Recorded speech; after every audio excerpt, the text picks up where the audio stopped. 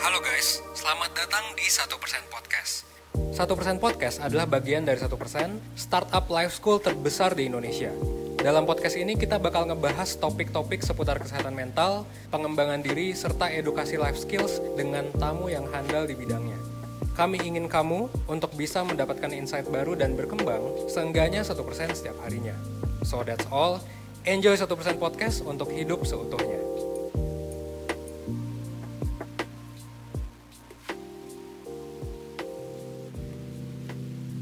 Halo Perseners, kembali lagi di podcast 1%. Kali ini bersama aku, Winona. Tentunya aku gak akan sendirian ya, karena aku ditemenin sama Ketua Himpunan Mahasiswa dari Universitas Brawijaya. Halo Aldo. Halo Kak Winona, apa kabar Kak? Alhamdulillah baik, kalau sendiri gimana? Alhamdulillah baik Kak. Lagi di masa pandemi gini, kuliah tetap lancar gak? Kuliah tetap lancar sih Kak, cuman ya gitu online semua. Iya, harus adaptasi baru lagi ya. Iya bener banget, harus bisa nyesuaiin diri lagi. Kamu semester berapa ini sekarang? Aku semester 5 Kak saat ini. Oh, semester 5, keren banget. Semester 5 masih Iya, bisa semester 5. mengimbangi dengan aktif di organisasi kampus ya. Iya Kak, begitulah. Iya, oke, kali ini aku sama Aldo nih akan bahas tentang toxic relationship. Wah, dari namanya aja mungkin udah sering Persenters denger juga ya. Dan kalau ngobrol sama anak psikologi tuh emang bawaannya pengen konsul nih tentang percintaan. Mumpung di sini ada Aldo sebagai mahasiswa psikologi, aku jadi penasaran nih definisi sebenarnya dari toxic relationship tuh gimana sih, Do? Mungkin bisa dijelasin? Oke Kak, nah mungkin sebelum nanti aku jelasin panjang lebar terkait tema kita pembahasan kali ini, aku minta maaf dulu ya kepada semua teman-teman Perseners kalau misalkan ada salah atau kurangnya, karena kan di sini aku masih belajar juga, jadi kita bisa belajar sama-sama nih kayak gitu. Oke. Nah, kalau kita bicara terkait relationship nih Kak, itu kan pasti teman-teman udah mungkin pernah sering dengar gitu ya terkait hubungan antara dua orang atau lebih kayak gitu kan. Nah, kalau menurut American Psychology Association, dari yang aku pelajari itu, relationship itu merupakan sebuah hubungan yang berkelanjutan dan juga seringkali ada komitmen di dalamnya gitu, di antara dua orang atau lebih. Kayak hubungan itu kan ada macam-macam. Ada hubungan keluarga, persahabatan, pasangan gitu juga, dan kemitraan dan lain-lain deh. Pokoknya banyak banget hubungan bentuk-bentuk dari hubungan itu. Nah, kalau kita ngomongin tentang toxic relationship nih, dari kata depannya sendiri itu kan ada toxic gitu ya Kak. Iya. Nah, berarti di antara hubungan itu ada pihak-pihak yang dirugikan nih di dalam hubungannya. Dimana yang seharusnya mungkin pihak-pihak itu merasakan cinta, tapi ternyata ketika menjalani hubungan tuh ternyata selalu tersakiti kayak gitu. Dan mungkin di tingkat yang lebih parah, ketika orang itu seharusnya merasakan cinta dan bahagia dalam menjalani hubungan, tapi ternyata malah nggak bisa keluar nih dari hubungan yang ketika dijalani itu berat dan mungkin bisa menyakiti perasaan dari salah satu pihak yang menjalani hubungan tersebut. Kayak gitu sih Kak. Iya, benar-benar aku jadi ingat sama pengalaman sendiri ya. Kalau misalnya boleh curhat sedikit ya, hubungan toksik yang pernah aku alami tuh emang kayaknya pada dasarnya tuh nggak bisa bikin kita bebas jadi diri sendiri gitu, dan nggak nyaman aja Iya Kak, jadinya bener kan. banget. Iya bener banget Kak, bener banget. Dan emang di awal tuh nggak sadar nih kalau ini tuh ternyata toksik ya. Ya mungkin karena aku juga bukan anak psikologi, aku nggak belajar tentang itu. Tapi sekarang setelah Aldo jelasin, ternyata emang orang-orang tuh bisa nggak sadar ya ada di toxic relationship gitu. Iya bener banget Kak, bisa banget gak sadar. Karena kan ya mungkin kayaknya hampir dari kita semua pernah merasakan deh ya Kak, kayaknya terkait toxic relationship ini. Karena kan ada banyak juga kan ya bentuk-bentuknya. Mungkin secara tidak langsung atau tidak kita sadari pasangan kita seperti itu, atau bahkan mungkin kita pernah jadi pelakunya loh. Kadang kayak gitu juga gitu. Kita gak sadar. Benar. Bentuk-bentuknya juga mungkin yang aku rasain nggak yang secara fisik yang kasar atau gimana sih, mungkin lebih yang ke mental kali ya, kayak bikin aku nggak pede. Terus mungkin istilahnya kayak gaslighting kali ya, aku baru-baru belajar istilah itu sih, mungkin Aldo pernah dengar juga ya. Iya, aku pernah dengar tuh Kak, terkait gaslighting. Sekarang lagi marak banget dibahas kayak gitu. Oh iya ya, itu maksudnya penjelasannya tuh kayak gimana sih, Do? Mungkin manipulasi gitu kali ya? Iya, dia lebih ke manipulasi supaya apa ya? Kayak intinya lebih ke memanipulasi orang lain sih Kak, kayak gitu sih sebenarnya. Oh, karena kalau yang aku rasa itu jadi bikin bertanya-tanya sama diri sendiri gitu. Apa aku salah ya kayak gini gitu. Jadi serba salah gitu. Iya, bener banget Kak. Bener. Berarti emang kalau mindset orang yang ada di toxic relationship itu dia jadi nggak sadar dan dia mungkin merasa dirinya tuh rendah gitu ya. Iya, bisa jadi karena kadang kalau misalkan kita nggak sadar gitu ya, berada di dalam toxic relationship itu kita biasanya bertahan tuh atas dasar cinta atau sayang gitu ya, mungkin buat teman-teman yang masih ya. Iya, jadi bucin lah istilahnya ya, buat teman-teman yang kayak udah sering banget denger nggak sih kata-kata bucin gitu ya sih Kak. Iya, bucin ini sebenarnya juga tidak sehat ya. Iya, bener banget, nggak sehat kalau sampai harus mengorbankan diri sendiri sih Kak sebenarnya. Itu bahaya banget sih. Iya, bener banget. Berarti kalau misalnya udah bucin banget itu dia akan susah juga ya untuk meninggalkan toxic relationship itu?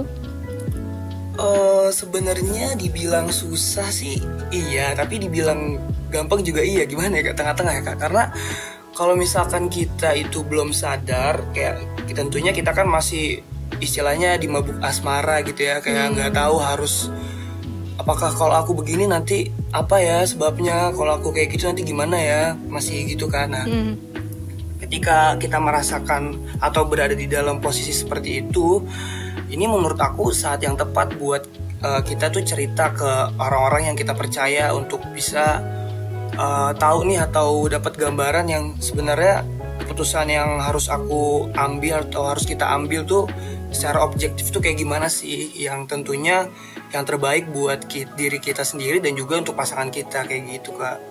Bener-bener aku setuju banget, karena kalau udah bucin tuh ibaratnya kita nggak bisa melihat yang ada di depan mata gitu.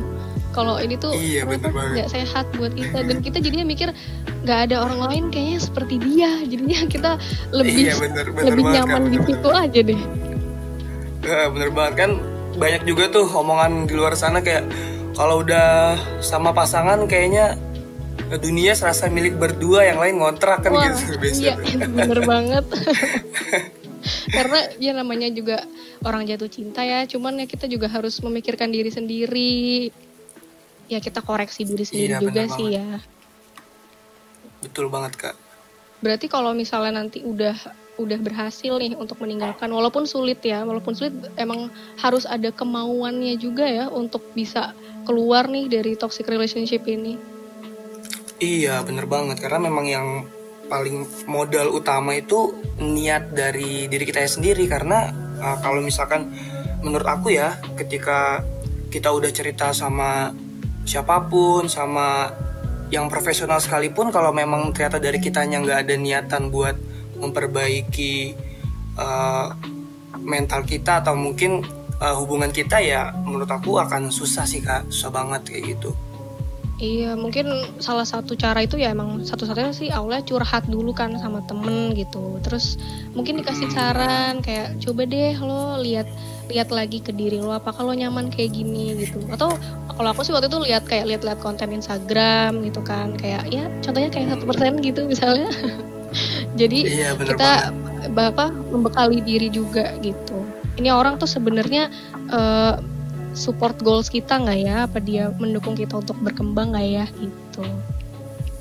Iya, benar. Berarti nanti kalau misalnya untuk sembuh dari toxic relationship ini, itu tuh gimana sih Dok? Karena dari aku sendiri mungkin pasti adalah rasa-rasa yang tadi insecure, serba salah itu dari bekas dari toxic relationship itu. Oke, mungkin kalau pendapat pribadi aku ya terkait gimana cara kita sembuh dari toxic atau mungkin istilahnya buka lembaran baru lah dari toxic relationship itu. Nah, menurut aku yang pertama kita harus kasih space dan kasih waktu buat diri kita dulu.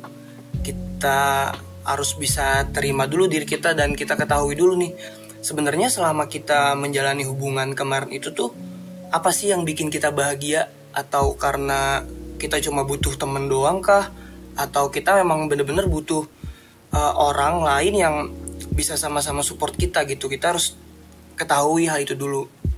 Oke. Ketika kita sudah bisa menerima dan mengetahui secara jelas atau mungkin udah bisa mengenal diri kita sendiri gitulah ya, baru di situ kita bisa coba untuk pelan-pelan untuk menghilangkan sedikit ingatan-ingatan yang mungkin dulu kelam gitu ya. Dan mungkin kalau teman-teman ada yang merasakan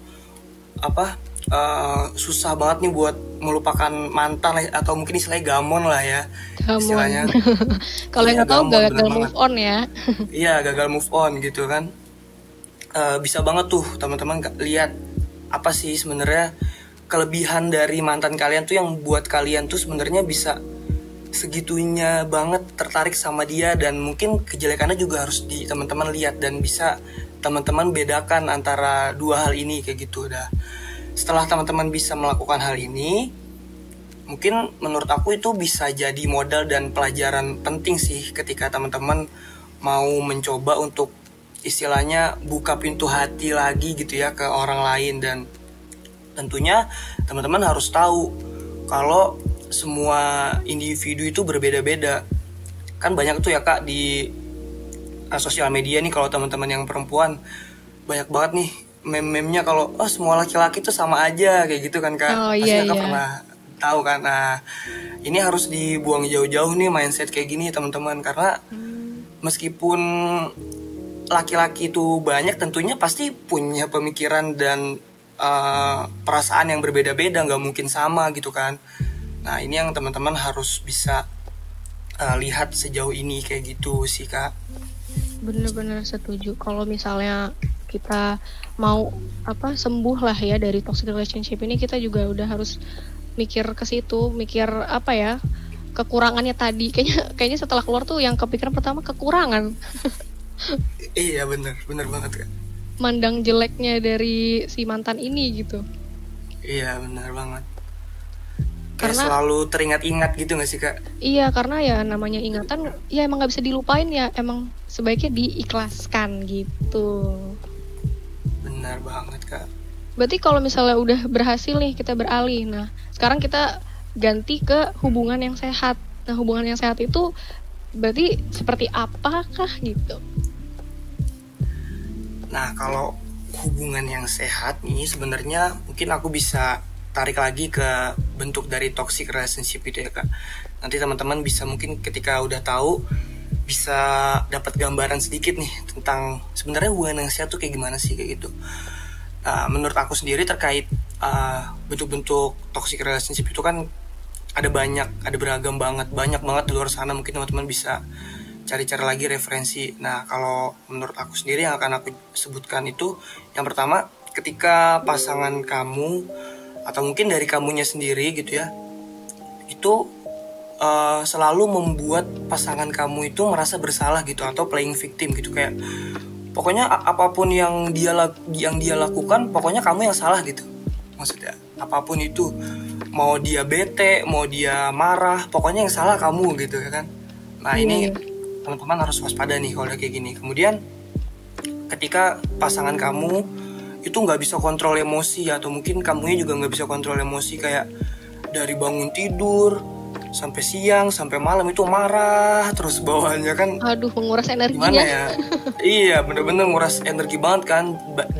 Baik dari kitanya juga buat ngehadapinnya kan juga gimana ya, agak susah juga gitu kan. Nah, ini teman-teman harus waspada banget nih. Terus yang mungkin kayaknya ini banyak dialami gitu ya oleh perseners gitu ya, terkait suka mengontrol dengan rasa curiga. Ini maksudnya kayak misalkan kamu izin nih, aku izin ya mau main sama ini. Tapi dia langsung, kenapa sih kok ada dia, nggak boleh kayak gitu. Intinya dia mengatur circle pertemanan kamu gitu loh, ngatur kayak kamu tuh boleh berteman sama siapa aja, itu dia yang ngatur. Nah, ini menurut aku kayaknya harus waspada deh ya kalau udah kayak gini ya, karena kan kita meskipun kita itu pacar dia, meskipun kita itu pasangan dia, kita tetap punya hak untuk bergaul dan berteman dengan siapapun kayak gitu kan. Setuju. Nah, dengan kalau udah begitu, kuncinya apa untuk bisa masuk ke dalam hubungan yang sehat. Tentu yang pertama mungkin teman-teman udah sering dengar banget kali ya, atau klasik gitu ya, yaitu komunikasi. Meskipun ini terdengar klasik atau basi gitu ya, tapi pada kenyataannya memang sulit untuk dilakukan gitu Kak. Setuju banget. Susah kan ya untuk dilakukan, meskipun kita udah sering dengar gitu ya, atau mungkin kita dapat masukan dari teman, yang penting tuh komunikasi, kuncinya komunikasi, kayaknya gampang tapi, gitu ya, diomongin itu gampang. Kayaknya gampang, kedengarannya tuh gampang, tapi kenyataannya aduh susah banget, rasanya kayak skripsian. Gampang kalau misalnya komunikasi ya bisa sih, cuman nanti ada rasa-rasa gengsi, rasa nggak enak tuh ada tuh. Iya bener banget, suka komunikasinya ya nggak lancar atau gitu, mungkin gitu nggak dua arah gitu ya. Bener banget. Nah ini komunikasi ini sangat penting. Mungkin kalau teman-teman nggak punya gambaran, maksudnya komunikasi itu apa sih, kayak cuma say hi itu kan udah bentuk komunikasi. Nah komunikasi yang dimaksud dalam hubungan yang sehat ini mengkomunikasikan segala hal, baik itu perasaan kamu ataupun perasaan pasanganmu. Kayak misalkan kita nggak suka nih dengan perilaku pasangan kita yang suka ngatur mau makan di mana, atau ketika ditanya mau makan di mana tapi bilangnya terserah iya. deh. Nah itu kan sering banget tuh ya. Aduh males banget nggak sih sama orang kayak gitu. Bener banget, terserah, tapi giliran kita tawarin jawabannya nggak mau, nggak memberikan solusi ya. Iya bener banget. Nah meskipun hal ini terdengar sepele, ini benar-benar sepele banget, tapi kalau pasanganmu atau dari kamunya sendiri itu nggak nyaman atau ngerasa apaan sih nih kayak gitu, nah ini bisa jadi bahaya nih Kak kalau diteruskan dan secara terus-menerus dilakukan kayak gitu. Nah itu harus dikomunikasikan, bilang aja, maaf aku nggak suka kalau kamu kayak gini, baiknya gimana ya. Tapi ingat, ketika melakukan komunikasi itu harus dengan kepala dingin, nggak boleh lagi marah ketika lagi emosi, ketika sama-sama lagi emosi atau pasanganmu lagi emosi. Menurut aku kayaknya lebih baik untuk kasih jeda waktu deh, kasih jeda waktu. Nanti setelah udah membaik, udah tenang, baru dibahas. Jangan sampai nggak dibahas. Iya, kadang dilupain gitu aja ya, karena udah lewat gitu. Bener banget. Nah itu ya yang pertama, itu menurut aku komunikasi. Kemudian yang kedua itu saling menghormati dan menghargai. Mungkin ini juga teman-teman udah banyak dengar gitu ya di luar sana, kata-kata saling menghormati dan menghargai. Tapi menurut aku pada prakteknya juga kadang kita secara tidak sadar kita tidak melakukan atau tidak mengimplementasikan hal ini gitu Kak. Kayak iya, mungkin karena dari hal kecil mungkin ya. Dari hal kecil, kayak contohnya apa ya? Mungkin kayak misalkan pasanganmu mau ngajak kamu nonton gitu, tapi kamunya nggak suka nonton. Terus kayak apa ya? Kayak kamu marah ke dia, ngapain sih nonton? Aku kan nggak suka nonton. Kamu kan tahu kalau aku nggak suka nonton. Terus jadi gede, jadi berantem. Hal yang kayak gitu, yang sebenarnya memang baik lagi itu hal sepele dan kecil, tapi kalau tidak dibiasakan itu akan merembet ke hal-hal yang lebih besar kayak gitu. Oke. Menurut aku yang seharusnya bisa kita lakukan ketika berada di dalam situasi seperti itu, ya kita bisa dengarkan dulu apa maunya pasangan kita bisa dengarkan dulu, kemudian kita komunikasikan. Kenapa kalau misalkan kalian nggak suka dengan option yang pasangan kalian berikan gitu ya, diomongin lagi, baik lagi ke komunikasi. Iya, kayak gitu. Kunci utamanya ya. Iya, karena memang itu kunci utama, harus ada keterbukaan gitu Kak. Karena kan pasangan itu kan bisa dibilang orang yang harusnya terdekat gitu ya, selain keluarga gitu ya kan. Masa kita sama orang terdekat kita ada pakai topeng sih istilahnya kan gitu. Masa ada tembok sih yang menghalangi, itu kan berarti ada sesuatu yang mengganjal kayak gitu sih Kak. Setuju. Biar ini ya, maksudnya biar kita juga ingat kalau pasangan kita nih adalah orang yang berbeda, dia pemikirannya berbeda. Jadi kalau misalnya kita nggak ngomong, nggak ketemu di tengah ibaratnya gitu. Nah bener banget tuh Kak. Karena yang aku pernah rasain juga sama sih, mungkin kayak oke, kita harus komunikasin apa-apa gitu kan, tapi ternyata pas komunikasi masih ada ego, masih tidak menghargai. Iya. Itu kayak kita lupa mungkin ke situ, mungkin kita komunikasi itu cuman ada emosinya, ada tunjuk-tunjukkannya, salah-salahannya gitu. Bener banget Kak. Nah mungkin satu hal lagi yang kadang-kadang teman jangan sampai salah tangkep nih. Dari Apa tadi tuh? yang aku bahas itu bukan berarti ketika pasangan kalian atau kalian melakukan salah satu dari itu udah berarti wah toksik nih, hubungannya toksik nih harus segera udahan. Nah bukan langsung begitu. di cancel gitu ya. Iya, mentang-mentang tahu pasangannya nggak komunikatif atau nggak apa langsung dicap toksik kayak gitu ya kan. Nah ini juga menurut aku nggak bagus juga sih untuk diterapkan, karena memang ada banyak indikatornya untuk bisa menuju ke toksik. Menurut aku ya Kak, selama pasangan kita atau kitanya itu memang ada itikat baik untuk sama-sama berubah dan mengembangkan diri masing-masing untuk menjadi to be a better person gitu ya, itu justru malah menurut aku malah bagus. Karena kan ya kita nggak mungkin dong dapat pasangan yang langsung sempurna, nggak ada kekurangannya sama sekali gitu ya kan Kak. Nah Iya. itu juga dari diri kita juga kan kadang ada kekurangan yang nggak bisa diterima oleh pasangan kita. Nah ini disinilah kuncinya, kita bisa mengkomunikasikan, dan ketika diterima dan pasangan kita atau diri kitanya mau untuk sama-sama menuju perubahan yang lebih baik, nah itu menurut aku malah keren banget sih hubungannya kayak gitu Kak. Wah, kalau itu maksudnya mau berkembang bersama, mau belajar bareng-bareng dari kesalahan gitu kan. Karena nanti manfaatnya juga kita rasain kan, dari hubungan yang sehat itu manfaat dari kitanya mungkin kayak lebih percaya diri gitu kan.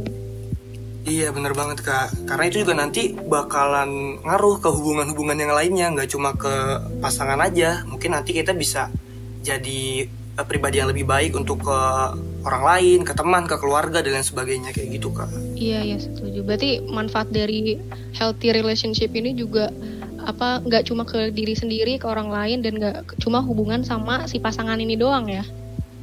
Iya bener banget Kak, banyak banget deh manfaat, dan ya impactnya tuh bisa dirasainnya tuh luas banget Kak kayak gitu.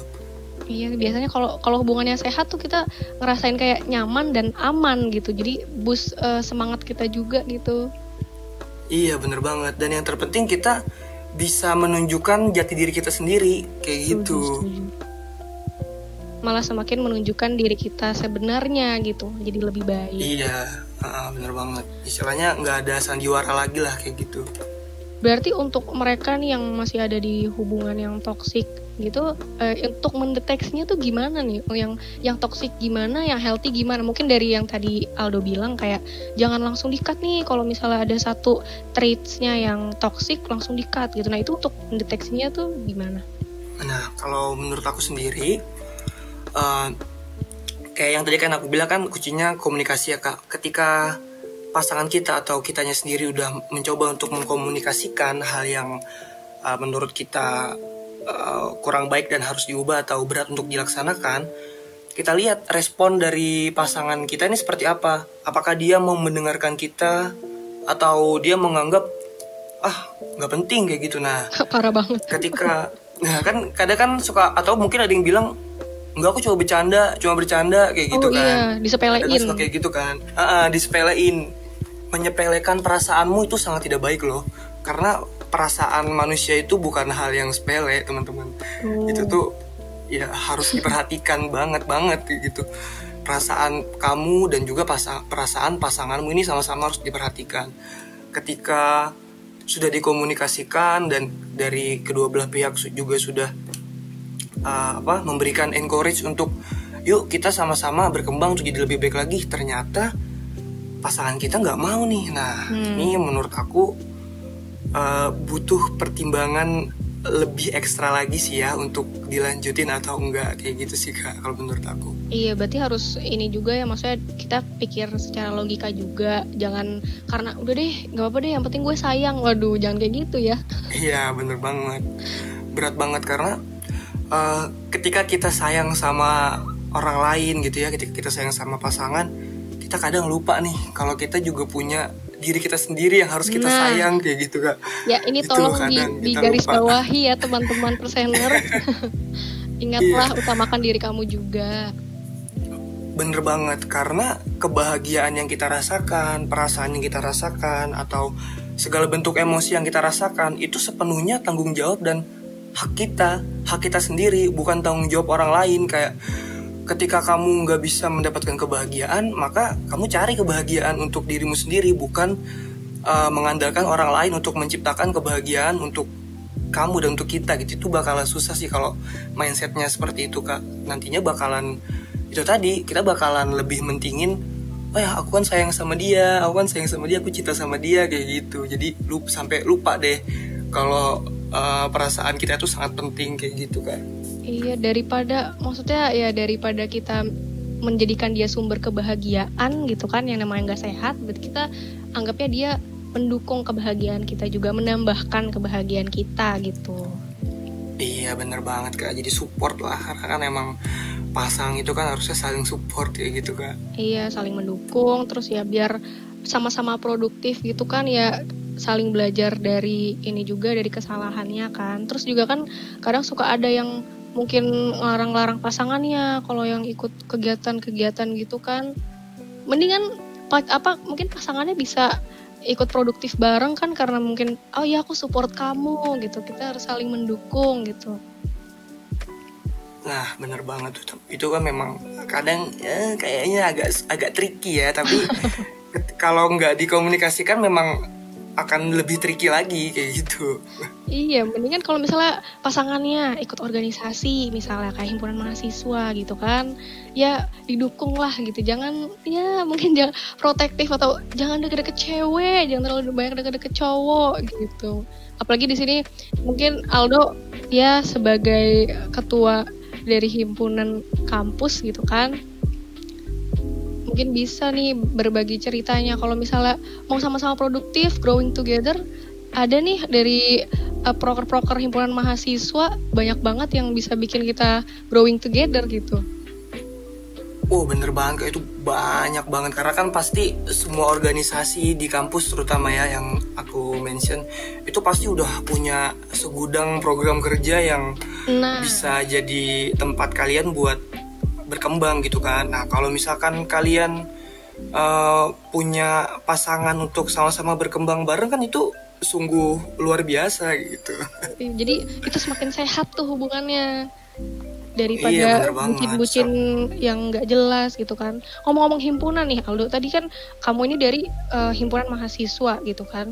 Nah ini proker-prokernya aku lihat-lihat, wah seru banget dan produktif banget sih. Maksudnya lagi di masa pandemi kayak gini, masih banyak kegiatan yang benar-benar mendukung kita ya, walaupun secara online gitu kan.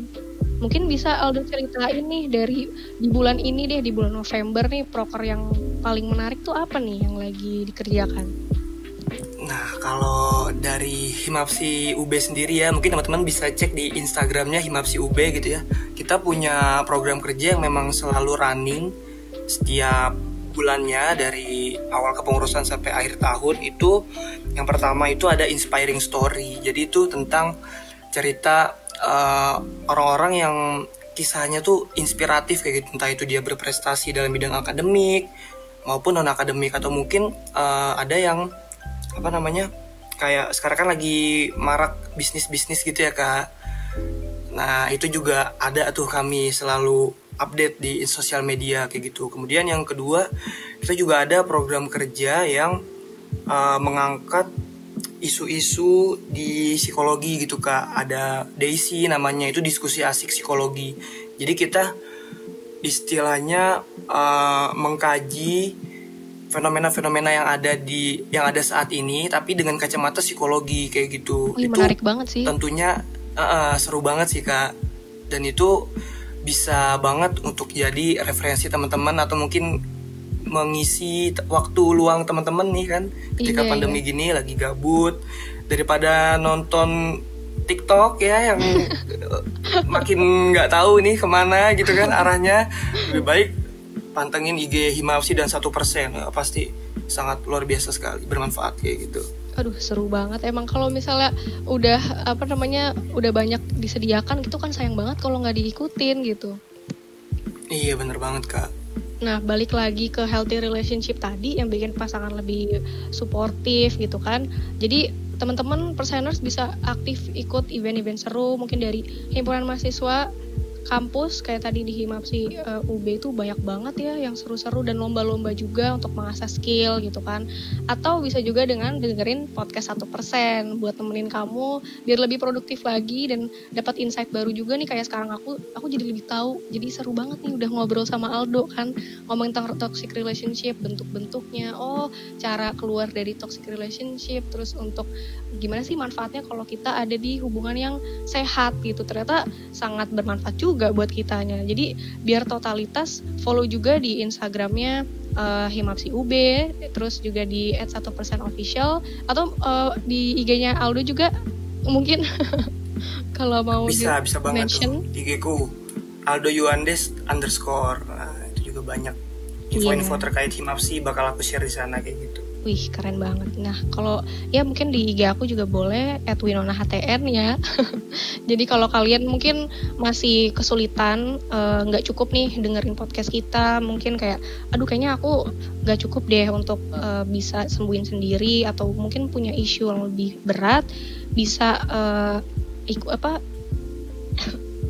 mungkin bisa pakai produk-produk dari 1% official yang bisa kalian cek di 1%.net di websitenya. Di situ kita ada konseling, ada mentoring bareng mentor 1% untuk membantu kalian biar nggak galau-galau terus nih. Untuk apa tadi kalau Aldo bilangnya gamon ya?